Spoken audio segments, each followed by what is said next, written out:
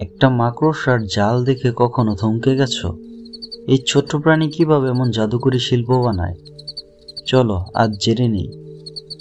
একটা মাকড়সা তার জাল বানাতে ঘন্টার পর ঘন্টা সময় লাগায়। তোমরা কি জানো, এই জাল শুধু ফাঁদ নয়, এটা প্রকৃতির ইঞ্জিনিয়ারিং এর একটা নমুনা।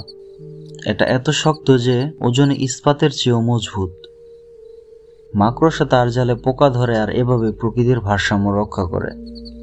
বাংলাদেশের বাগানে দেখা মাকড়সাগুলো কীটপতঙ্গ নিয়ন্ত্রণে আমাদের নীরব সৈনিক।